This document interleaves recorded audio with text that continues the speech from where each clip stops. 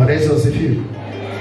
Ninataka tumalize ibada hii kwa mapema sana, tusiwe wengi.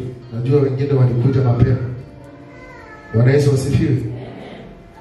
Lakini najua kuna mambo ambayo mumeongea na kuna mambo ambayo labda ulikuwa hujaelewa ama ulikuwa umesahau, umepata kuelewa zaidi. Praise God. Biblia inasema ya kwamba hata kule juu mbinguni Mungu alikaa akaona ndiye aweze kuzaa mtoto wake ambaye anaitwa Yesu. Akaona huyo mtoto mpaka amweke kwa tumbo ya nani? Ya mwanamke fulani. Bwana Yesu asifiwe. Biblia inasema ya kwamba malaika fulani akaenda akaongea na Mariamu. Akamwambia Mariamu aje. Akamwambia Mariamu, Mungu amekupea neema na umebarikiwa kuliko wanawake wote. Na Mungu akamwambia, si Mungu sasa, ni malaika anaongea na Mariamu. Malaika anaongea na Mariamu, anamwambia wewe umepata kibali kuliko wanawake wote na umebarikiwa kuliko wanawake wote, na ndani yako kuna kitu ambacho Mungu amefanya nini? Ameweka. Na anamwambia kwamba utakuja kumzaa mfalme, utakuja kumzaa mwana wa Mungu. Praise the name of the Lord. Kama mbingu yenyewe inaona ya kwamba haiwezi ikazaa mtoto bila kutumia nani? Mwanadada. Bwana Yesu asifiwe. Kwa hivyo ni kumaanisha kwamba kwa ulimwengu wa kiroho na kwa ulimwengu wa kimwili, wanadada ni watu ambao Mungu anawadhamini sana. Praise the name of the Lord. Juzi nilikuwa naangalia TikTok hapa Facebook. Nikaona kuna wanaume wanajifanya wanawake. Sijui kama umeona. Wengine wanajipodoa na wanaongea kama wanawake kabisa. Si mamaye waona bali. Wale wanajiita gay. Si kweli? Wanaongea kama wanawake. Wanaongea hata zaidi ya mwanamke. Sijui kama mamaye mpatana na watu kama hao. Praise the name of the Lord. Lakini kitu ambacho haiwezekani wale watu kitu ambacho hawajui ni hivi. Nikasikia mtu mwingine akisema ndio mwanamume aweze kubeba mtoto inafaa atolewe mifupa zaidi ya 10,000 mifupa moja. Ndio mwanamume aweze kubeba nani? Mtoto. Anafaa atolewe mifupa zaidi ya maelfu na maelfu mifupa. Itolewe iweke ingine. Sababu kuna mifupa ya wadada haingiani na gani? Praise the name of the Lord. Bwana Yesu asifiwe. Sasa ujue ya kwamba wewe ni kiumbe ambacho ni special. Bwana Yesu asifiwe. Na ujue ya kwamba ndani yako wewe kama mama, wewe ndio umebeba baraka za nyumba yenu. Wewe ndio umebeba baraka za watoto wako. Wewe ndio umebeba baraka za bwana yako. Biblia inasema ya kwamba hakuna mtu anaweza kujenga nyumba. Nyumba imeachiwa nani? Mwanamke, si mzee. Bwana Yesu asifiwe. Mwanamke ndiye anaweza kujenga nyumba. Na Biblia inasema ya kwamba anaweza kujenga kwa mikono yake na anaweza pia kubomoa kwa mikono yake yeye mwenyewe. Kwa hivyo unajua kwamba kuna vitu vingi ambazo inafaa uelewe ya kwamba Mungu ashaweka ndani yako. Praise the name of the Lord. Kuna vitu vingi kiroho na hata si kiroho. Si kiroho peke yake, hata kimwili. Kuna vitu vingi Mungu ameweka mbele zako. Kuna nguvu mingi sana Mungu amekupea. Praise the name of the Lord. Na leo naamini ya kwamba kupitia madhabahu na kupitia ibada ambayo mmekuwa nayo leo ya Above Only Women Fellowship, naamini ya kwamba Mungu anaenda kukuweka juu kwa jina la Yesu. Ukitoka hapa hakuna kitu kitakuzuilia tena katika maisha yako. Na kuombea Mungu akupe hekima uelewe vitu fulani.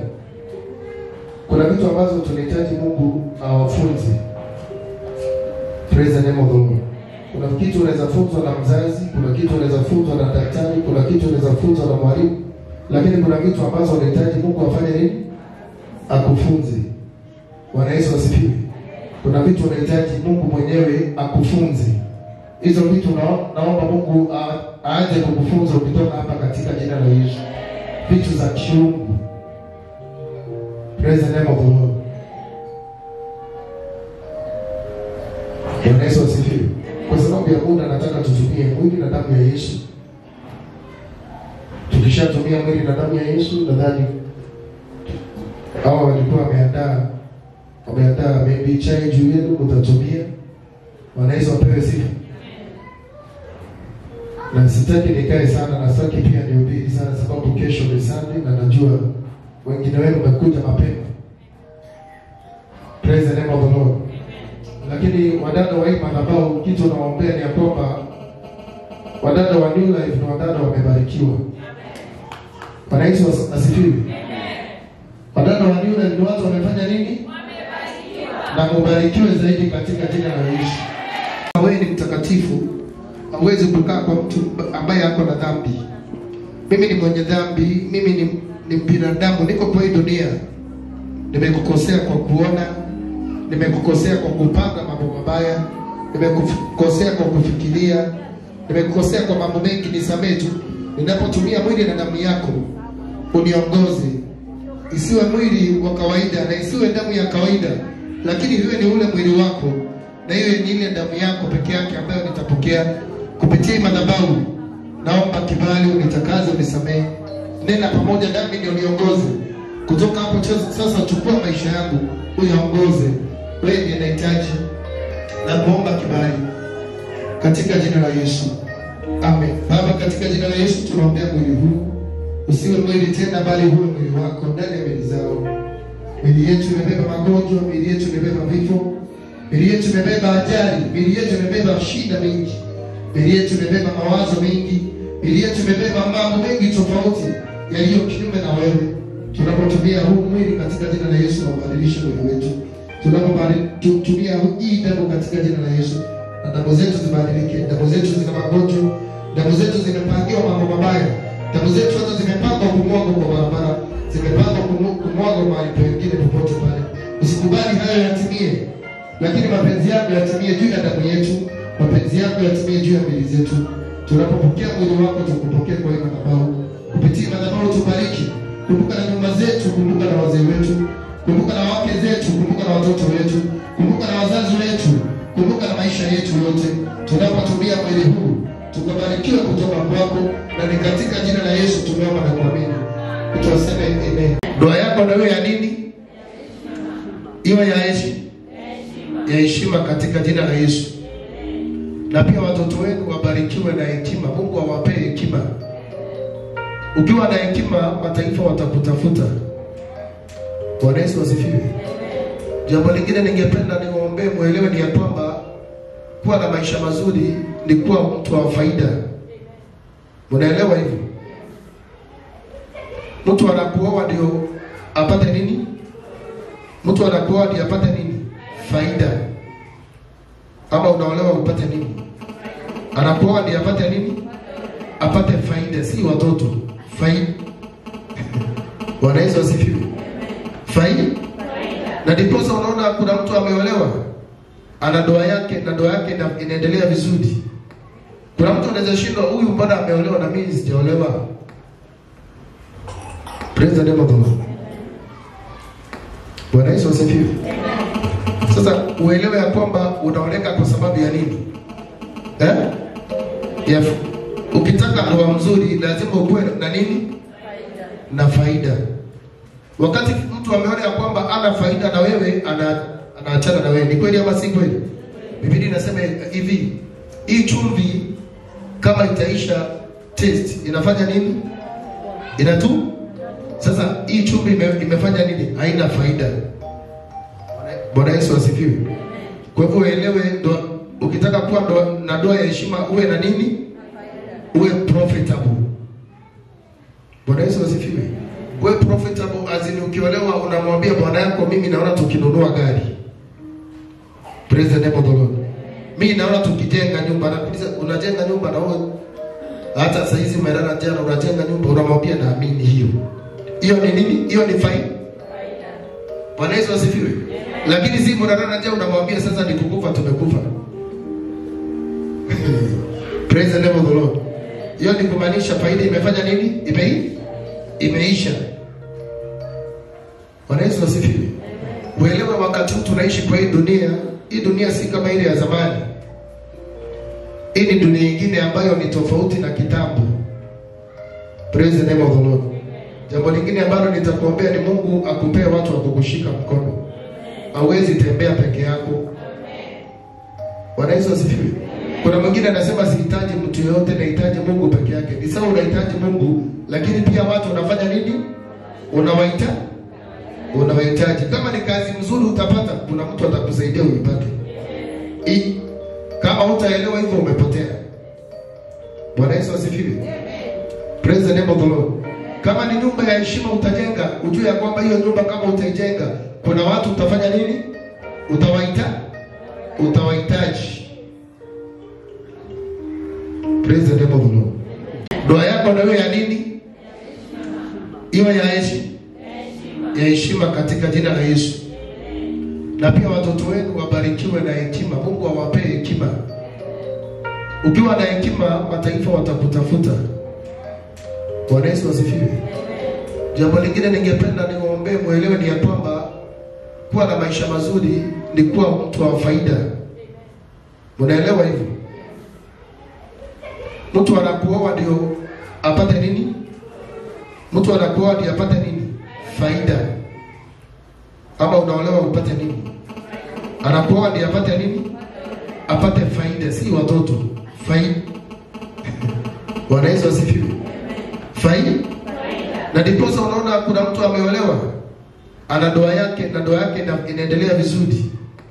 Kuna mtu anaweza shindwa, huyu mbona ameolewa na mimi sijaolewa? Praise the name of the Lord. Bwana Yesu asifiwe. Sasa uelewe ya kwamba unaoleka kwa sababu ya nini? Ukitaka ndoa mzuri lazima ukuwe na nini? Na faida. Wakati mtu ameona ya kwamba ana faida na wewe, anaachana na wewe. Ni kweli ama si kweli? Biblia inasema hivi, hii chumvi kama itaisha taste inafanya nini? Sasa hii chumvi imefanya nini? Haina faida. Bwana Yesu asifiwe. Kwa hivyo uelewe, ukitaka kuwa na ndoa ya heshima uwe na nini? Uwe profitable. Bwana Yesu asifiwe. Uwe profitable, azini ukiolewa unamwambia bwana yako, mimi naona tukinunua gari. Praise the name of the Lord. Mimi naona tukijenga nyumba. Na unajenga nyumba na wewe hata saa hizi umelala jana unajenga nyumba, unamwambia naamini hiyo. Hiyo ni nini? Hiyo ni faida. Bwana Yesu asifiwe. Lakini si mnalala jana unamwambia sasa nikukufa tumekufa. Praise the name of the Lord. Hiyo ni kumaanisha faida imefanya nini? Imeisha. Bwana Yesu asifiwe. Uelewe wakati tunaishi kwa hii dunia, hii dunia si kama ile ya zamani. Hii ni dunia nyingine ambayo ni tofauti na kitambo. Praise the name of the Lord. Jambo lingine ambalo nitakuombea ni Mungu akupee watu wa kukushika mkono. Hauwezi tembea peke yako. Bwana Yesu asifiwe. Kuna mwingine anasema sihitaji mtu yeyote, nahitaji Mungu peke yake. Ni sawa, unahitaji Mungu, lakini pia watu unafanya nini? Unawahitaji. Kama ni kazi nzuri utapata, kuna mtu atakusaidia uipate. Kama hutaelewa hivyo umepotea. Bwana Yesu asifiwe. Praise the name of the Lord. Kama ni nyumba ya heshima utajenga, ujue ya kwamba hiyo nyumba kama utaijenga, kuna watu utafanya nini? Utawahitaji. Praise the name of the Lord. Bwana Yesu apewe sifa. Naamini ya kwamba kuna mtu ambaye atabarikiwa na mbingu, si dunia. Kuna mtu ambaye anaenda kuinuliwa na mbingu, si dunia. Kuna mtu ambaye madeni zake zitalipwa na Mungu, si pesa, si kazi, si akili, si masomo. Praise the name of the Lord. Bwana Yesu apewe sifa. Kama Yesu anamwambia aende utafute, huyu mtu ameishi akiwa anavuna samaki, kazi yake ni kutafuta samaki. Miaka yote kutoka akiwa mdogo. Hakuna siku ameenda kuvua samaki akatoa pesa ndani. Lakini leo Mungu Yesu anamwambia hivi, enda kwa ile mto tu. Praise the name of the Lord. Bwana Yesu asifiwe. Leo naamini ya kwamba kuna mtu atarudi kwa ndoa yake na ndoa yake itabadilika. Kuna mtu atarudi kwa maisha yake na maisha yake itabadilika. Kuna mtu ataenda alale na akiamka maisha yake ibadilike. Mungu abadilishe hiyo hali tu, ni ile tu. Lakini sasa kuna kitu kingine ambacho kinapatikana wapi? Kwa Mungu. Praise the name of the Lord. Ndiposa nikasema ya kwamba kuna dada mmoja ndugu mmoja nilimuuliza hapa juzi. Nikamuuliza umeoa? Akasema pastor nimeoa. Nikamuuliza mke wako anaitwa nani? Akaniambia sijui anaitwa Mary ama alisema nani? Alisema ajui bibi yake. Na makana bibi yake miaka mingapi? Ajui jina. Bwana Yesu asifiwe. Ajui jina ya nani? Ya bibi. Lakini nikamuuliza ndugu yangu, umekaa na mke wako miaka mingapi? Akaniambia zaidi ya mwaka mmoja. Nikamuuliza anaitwa nani? Ananiambia ni kama nilisikia aliniambia anaitwa Mary. Bwana Yesu asifiwe. Nikaelewa kwamba kuna ndoa ambazo ziko na mashinda, kuna familia ziko na mashinda. Praise the name of the Lord. Lakini kupitia madhabahu Mungu arekebishe ndoa yako. Mungu arekebishe watoto wako wa kike wasio. Mtoto wako anaolewa na mtu mwenye ukimuuliza mtoto wangu umeolewa? Umeoa? Na huyo umeoa anaitwa nani? Anakuambia juu jina lake na ni mwaka mzima na wako na watoto. Mungu akuondolee kila confusion katika jina la Yesu. Kama utaoleka, watoto wako waoleke kwa ndoa ya heshima. Na kama umeoleka pia ndoa yako ibaki na iwe ya heshima kuanzia sasa katika jina la Yesu. Hakika Mungu anaweza. Mwenyewe nilikonjeka, nikashikwa, nikakuwa diabetic, pressure.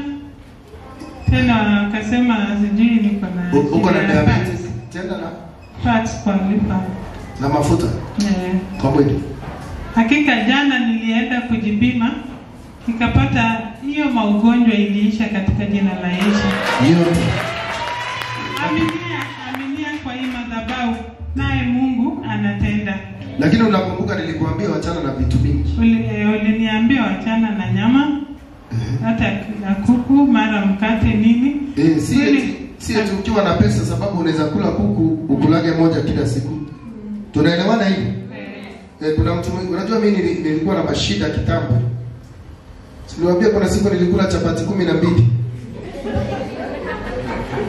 Yaani mashida. Unakula chapati ngapi? Zote mpaka watu wanakuangalia wanashangaa. Mpaka wale uko nao wanauliza 12 umekula na ni za harusi. Sababu ya mashida. Sasa unasema sasa Mungu shushu. Mungu amekubariki, watoto wameenda university, wamesoma, pesa uko nayo, sasa ni ukule kuku moja kila siku. Ukifanya hivyo na hujazoea kufanya hivyo, kuna roho itafanya nini? Kuna roho itakupiga. Bwana Yesu apewe sifa. Nilikuwa naongea na dada nikamwambia sasa wewe Mungu amekubariki. Juzi akaniambia pastor nauza shamba yangu milioni 4. Nikashindwa sasa. Kama hii pesa kidogo Mungu amekupea na kuua na milioni 4 itakufanya nini? Na milioni 4 ni kitu kweli kwako? Si wewe inafaa upokee mabilioni. Na mtu anasema mimi yangu ni mabilioni. Yangu si milioni 4, hiyo si kitu. Inaweza fanya unagonjeka. Gari si kitu, inaweza fanya ukue na shida sababu ya gari. Huwezi tembea sababu umenunua gari. Hakuna kitu kama hiyo. Bwana Yesu asifiwe. Siku Mungu atakubariki, akupee vitu fulani, hiyo vitu isikuharibie maisha. Kuna vitu Mungu anaweza kupea lakini ikutoe. Praise the name of the Lord. Kama umeishi kufunga, Mungu akikubariki na pesa, fanya nini? Endelea kufanya nini? Ambia mtu endelea kufunga. Wewe ni mtakatifu, hauwezi kukaa kwa mtu ambaye ako na dhambi. Mimi ni mwenye dhambi, mimi ni binadamu, niko kwa hii dunia. Nimekukosea kwa kuona, nimekukosea kwa kupanga mambo mabaya, nimekukosea kwa kufikiria, nimekukosea kwa mambo mengi, nisamehe tu. Ninapotumia mwili na damu yako, uniongoze. Isiwe mwili wa kawaida na isiwe damu ya kawaida, lakini iwe ni ule mwili wako na hiyo ni ile damu yako peke yake ambayo nitapokea kupitia madhabahu. Naomba kibali unitakaze, unisamehe. Nena pamoja nami ndio niongoze. Kutoka hapo sasa chukua maisha yangu, uyaongoze. Wewe ndiye nahitaji na kuomba kibali katika jina la Yesu. Amen. Baba, katika jina la Yesu tunaombea mwili huu usiwe mwili tena, bali huwe mwili wako ndani ya mwili zao. Mwili yetu imebeba magonjwa, mwili yetu imebeba vifo, mwili yetu imebeba ajali, mwili yetu imebeba shida mingi, mwili yetu imebeba mawazo mengi, mwili yetu imebeba mambo mengi tofauti yaliyo kinyume na wewe. Tunapotumia huu mwili katika jina la Yesu, ubadilishe mwili wetu. Tunapotumia hii damu katika jina la Yesu, na damu zetu zibadilike. Damu zetu zina magonjwa, damu zetu zimepangiwa mambo mabaya, damu zetu hata zimepangwa kumwagwa kwa barabara, zimepangwa kumwagwa mahali pengine popote pale. Usikubali hayo yatimie, lakini mapenzi yako yatimie juu ya damu yetu, mapenzi yako yatimie juu ya miili zetu. Tunapopokea mwili wako tukupokea kwa hii madhabahu. Kupitia madhabahu tubariki. Kumbuka na nyumba zetu, kumbuka na wazee wetu, kumbuka na wake zetu, kumbuka na watoto wetu, kumbuka na wazazi wetu, kumbuka na maisha yetu yote. Tunapotumia mwili huu tukabarikiwe kutoka kwako, na ni katika jina la Yesu tumeomba na kuamini. Tutaseme amen. Yeyote ambaye atanikula mimi nitamuondolea mauti. Yote ambaye atanikula mimi na atakunywa damu yangu mimi nitampea ushindi. Sasa ndiposa tuko na hiyo ibada ya meza ya mwili na damu ya Yesu. Ni mwili wa kawaida aliwapea, ni divai ya kawaida aliwapea kama ile tu tumetengeneza, lakini kupitia maombi Mungu anaibadilisha. Ni ile samaki tu ya kawaida alienda kuchukua, lakini samaki ya kawaida mbona iko na pesa ndani? Sasa uamini Mungu hivyo. Tuongoze kwa hiyo kidogo tu. Wote tutasoma neno tunapotumia mwili na damu ya Yesu. Kitabu cha Mathayo mtakatifu chapter number 26 verse number 26 inasema hivi: nao walipokuwa kila, Yesu akatoa mkate, akaubariki, akaumega, akawapa wanafunzi wake, akasema, twaeni mule, huu ndio mwili wangu. Inua mwili juu. Baba, katika jina la Yesu Kristo, ulibariki mwili huu, nenda kuambia kwamba wale na wakule, sababu huo ndio mwili wako. Tunaombea mwili huu uweze kuwa mwili wako ndani ya miili zetu. Yote ambaye anapokea mwili huu siku ya leo akabarikiwe kupitia huu mwili kwa jina la Yesu. Nasema ya kwamba mababu zetu walikula mwili huu uliotoka kule mbinguni na wakafa, lakini ukasema ya kwamba sasa umekuja na mwili mwingine ambao sio chakula kutoka mbinguni kule juu, lakini ni mwili wako wewe mwenyewe. Naambia kwamba yote ambaye atakula mwili wako atabarikiwa kupitia kwako. Leo tuko kwa madhabahu na tunakula mwili huu. Uwe mwili wako ndani ya miili zetu. Miili zetu ziko na mateso, miili zetu ziko na mawazo mengi, miili zetu ziko na mapigo, tumepigwa kila mahali. Miili zetu tumehangaika kutoka tukiwa watoto wadogo. Sasa tumekuwa wazee na bado tunaendelea kuteseka kupitia mwili. Siku ya leo naombea kila mmoja wao ambaye anapokea huu mwili siku ya leo, mateso yake yapate kufika mwisho. Vita zake ambazo walikuwa anapigwa zipate kufika mwisho. Mateso yake yapate kuondoka. Badilisha mwili wake. Kama ulikuwa mwili wa mateso, leo na mwili wake ubadilike. Mwili wake kama ulikuwa mwili wa kifo, leo huo mwili uondolewe mauti. Kama mwili wake ulikuwa mahangaiko na kuchukiwa na watu, kama mwili wake ulikuwa umebeba chuki, yote ambaye anamuona anamchukia, yote ambaye anamuona anatamani kumuua, katika jina la Yesu kupitia mwili, wanapotumia huu mwili na miili yao yote kabadilishwe. Badilisha miili zao, wape mwili wako, ingia ndani yao, nao pia wataishi ndani yako. Kupitia huu mwili tunaomba kibali, ushindi na baraka. Huu mwili uweze kuwa mwili wako ambao uliweza kuleta ukombozi. Mwili wako ulileta ushindi. Hata ulipoenda kule juu kipaa ukienda, ulisema ya kwamba hakika nimewachia mwili wangu, nimewachia na roho yangu, nimewachia na mwili wangu, na mnapopokea mwili wangu utabaki ndani yenu. Kawaambia kwamba waendelee kutenda hivyo wakati mwingi, kwa sababu ya kukukumbuka wewe na kwa sababu ya kukuita wewe uingie ndani yao tena. Tumekukosea hata jana, hata leo asubuhi tukija mahali hapa. Tunaomba ya kwamba makosa yetu tusamehe. Kubali kuingia ndani yetu, nasi tukue ndani yako, na tupokee nguvu zako, na tupokee mwili wako. Kupitia mwili tupone, kupitia mwili na tubarikiwe, kupitia mwili na tuishi, kupitia mwili na maisha yetu yabadilike, na ni katika jina la Yesu tunaomba na kupokea huo mwili. Amen. Tumie huo mwili.